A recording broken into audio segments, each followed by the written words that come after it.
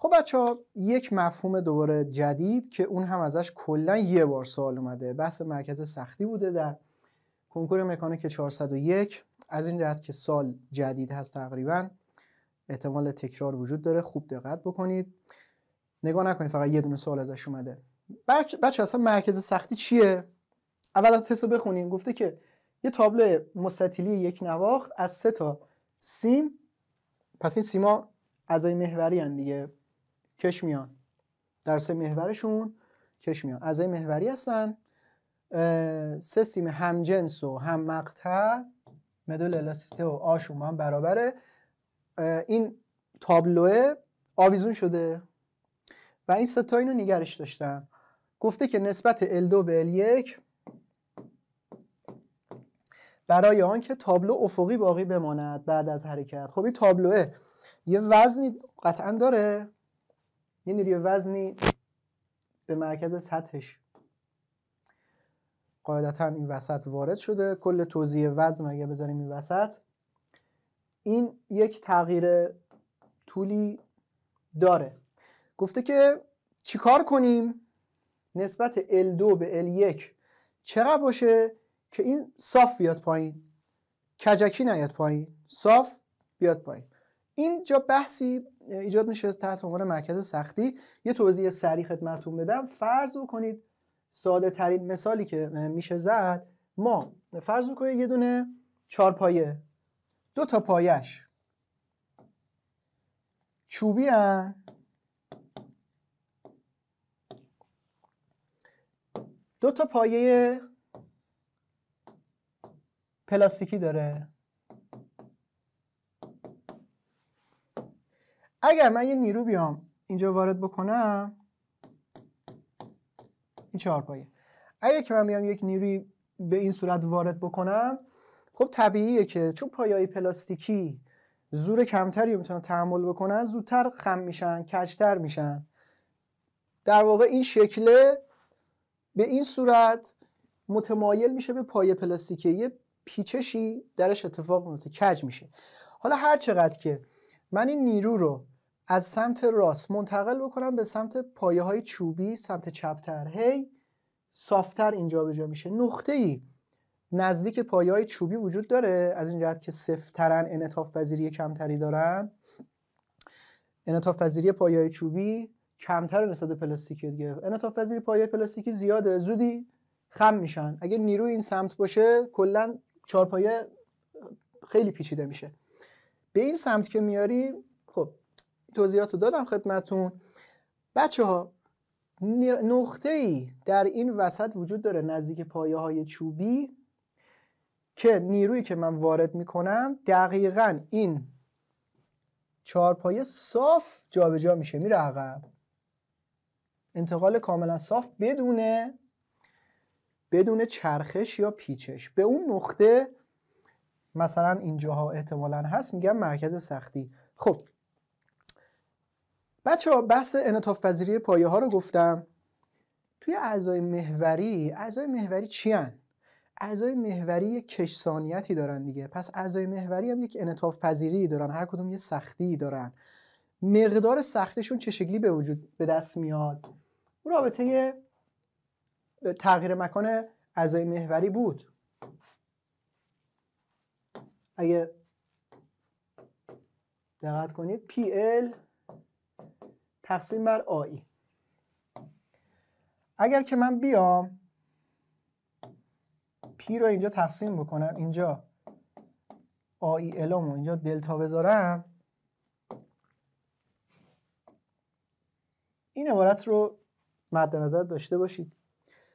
رابطه بین نیرو و تغییر مکان یک ثابتی هم اینجا وجود داره. اگه تو بشه توی دبیرستان، اگه خاطر باشه، توی فنرها، هر فنر با سختی کا، من با یک نیروی پی اینو میگرفتم میکشیدم، این منزه x تا میومد جلو، پ میشد کا ایکس. نگاه کنید. پس میتونیم در نظر بگیریم اعضای محوری یک سختی دارن که سختیشون همون آی الومه. قبوله؟ تا اینجای کار قبوله بچه‌ها که رابطه بین نیروشون و تغییر مکانشون رو این سختی مشخص میکنه. خب طبیعیه که به ازای نیرو برابر باشه.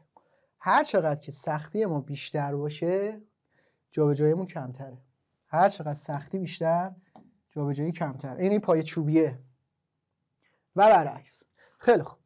حالا ما باید یه فرمولی هم برای محاسبه اون نقطه حساب بکنیم. توی این شکل میخوام الان بررسی بکنم. الان نگاه کنید، این نیروی وزن به عنوان نیروی خارجی. فرض کنید اصلا نیروی وزن وجود داره. من میخوام یک نیروی افی. هر چقدر که اینجا میبینید 2 تا اینجا پایه داریم، اینجا یه دونه پایه داریم، اینجا سختیش کمتره، اینجا انعطاف پذیری بیشتری داره. اگه من اینجا نیرومو بذارم اینجا، این شکل سریع کج میشه. هر چقدر که این نیرومو میارم اینورتر، میرسم به این ناحیه، این شکل صاف و صوف‌تر میاد پایین و نقطه دقیقاً وجود داره که صاف این انتقال پیدا میکنه به پایین. خب بچه‌ها، اون رابطه‌ای که خدمتتون گفتم به این صورته: مرکز سختی از این رابطه به دست میاد، سیگما کای آی ایکس آی سیگمای کای آی. کارو که خدمتتون گفتم، سختی هر کدوم از اعضای محوری است، آی الوم. این ایکس چیه؟ فاصله اون میله است تا یک مبدأ فرضی. اگر که به طور مثال بچه‌ها من مبدأ فرضیم رو بذارم اینجا، یعنی ایکسم رو از اینجا تازه شروع بکنم، فاصله قطعه شماره 1 تا مبدأ فرضی میشه x1. این قطعه شماره 1 باشه، این قطعه شماره 2، این قطعه شماره 1. فاصله چیه؟ آ. پس x1 با فرض اینکه مبدأ من اینجا باشه میشه آ. برای قطعه شماره 2 میشه 2a. برای قطعه شماره 3 میشه آ. 2.5 آ میشه 4.5 آ. قطعه شماره 3. خب اینم که خدمتتون گفتم. حالا گفته که آقا جان این فقط تحت اثر نیروی وزنشه. نیروی وزن کجا میاد؟ این وسط دیگه. نیروی وزن این وسط. از اونجایی که گفتیم مرکز سختی جاییه که نیرو اونجا وارد بشه، جسم افقی میاد. پس از اونجایی هم که فقط یه دونه نیروی وزن داره، اونم دقیقاً توی اون وسط داره اعمال میشه، پس باید مرکز سختی الزاماً این وسط باشه دیگه. خب بچه تا اینجای کار. اگر که من مبدأم رو بذارم اینجا، x(s) اینجا چقدر میشه؟ این فاصله که چون طول کل این هستش 6a، نصفش میشه 3a. اینجا میشه 3a. x1 من چقدر میشه؟ باز میشه a و الی آخر. ولی من بخوام این شکلی بنویسم یک مقداری سخت میشه توی نهایت کار.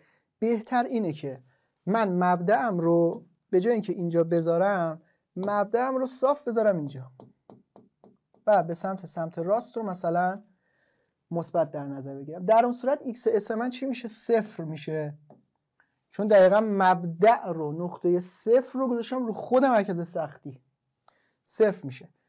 این کایه که من، پس این بنویسم 0 مساوی میشه 3 تا میله داریم دیگه، k1 x1 به سیگما k2 x2 به اضافه k3 x3 تقسیم بر k1 به اضافه k2 به اضافه k3. خیلی خوب بچه، k1 چیه؟ آی ها که همه با هم برابرن دیگه، از همجنس هم مقطع دیگه اندیس نمیذاریم براش. L1 K2 آی L1 باز L1 اینم طولش L1 دیگه و K3 آی L2. فقط کافیه که حالا این ایکس هاش هم حساب بکنیم. چون اینجا صفر شده پس این صورت بسته بشه، اصلا مخرج هم دیگه نمیخواد حساب بکنیم جمع اینا رو. از این جهت من مرکز سختی رو صاف گذاشتم اینجاها که دیگه از شر این مخرج خلاص بشیم، وگرنه اگه مرکز مبدأ رو میذاشتم اینجا، مرکز سختی میشد 3a. 3a رو حالا بعد تو این ضرب میکردیم، حالا اینا رو بعد حساب میکردیم، مثلا داستانی میشد. x1 بچه‌ها این فاصله 3a هستش دیگه، این یه تیکم آه، پس فاصله فاصله این میله تا مرکز سختی میشه 3A منهای A میشه 2A. منتها این 2Aش منفیه دیگه، چون به سمت چپ منفی میشه، به سمت راست مثبت میشه. x2 چه فاصله ای داره؟